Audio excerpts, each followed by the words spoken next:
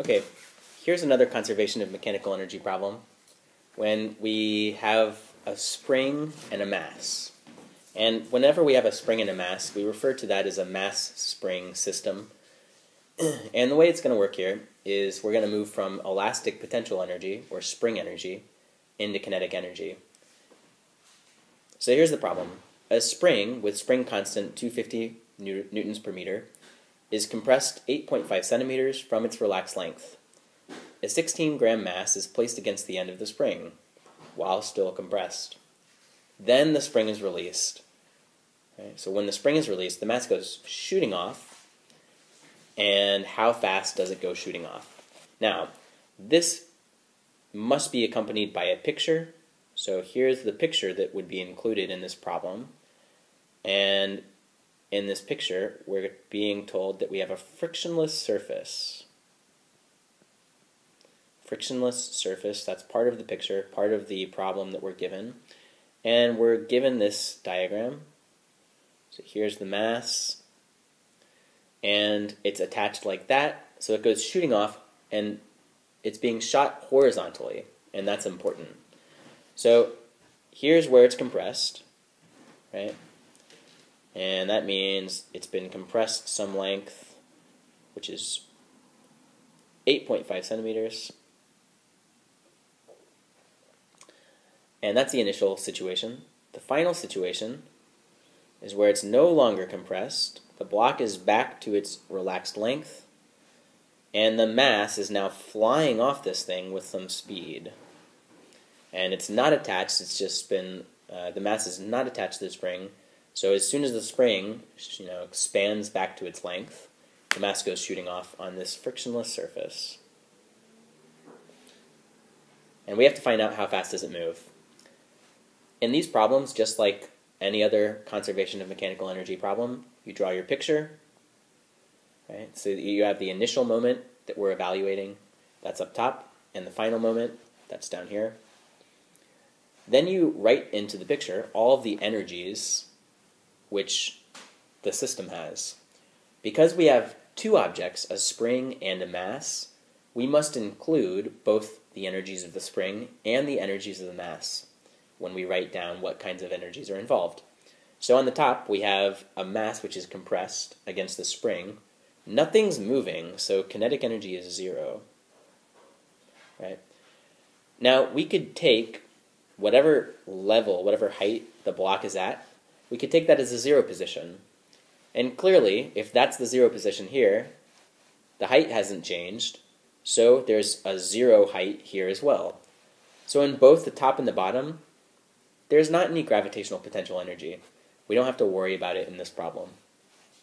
So there is kinetic energy, no kinetic energy on the top, but there is spring energy or elastic potential energy.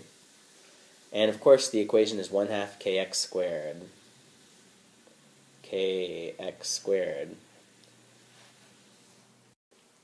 We look at the bottom here, and we write down the energies that are involved in our system at that moment. So since the spring is back to its relaxed length, there's not any elastic potential energy here on the bottom.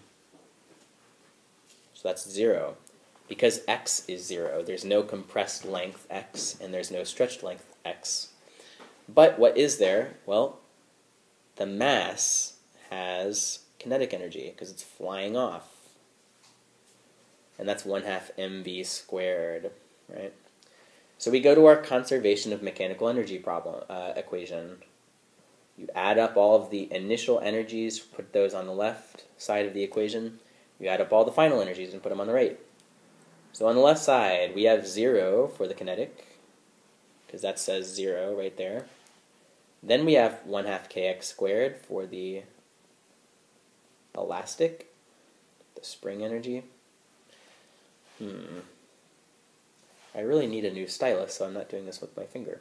And then on the right side, we have 0 for the elastic. Right? That's what it says in our picture right there. And we have 1/2 mv squared for the kinetic. And we might as well call that final. You could call that final velocity, or you could just leave it v. We know that the right side means final, so just leave it v. All right, the 1/2s cancel. That will save us a little bit of number punching on the calculator. And we're solving for the final velocity.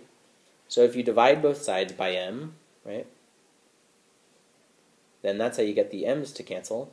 Oops, that's how you get the m's to cancel on the right. And then we get kx squared over m is v squared. So to get rid of the squared, you just take the square root of the left and right side. So you plug into your calculator the square root, where are we? Square root of k, 250. Oh, look out here.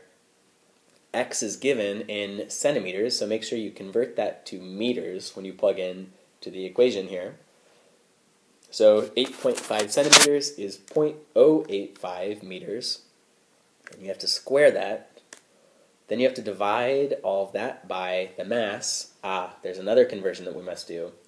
16 grams is equal to 16e negative 3 kilograms. So you have to convert this to kilograms, you have to convert this to meters when you plug into the equation. And what do we get as our velocity, our final velocity?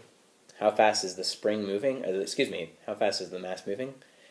Well, it's moving at 10.625, and we will round that to 10.6 meters per second for sig figs.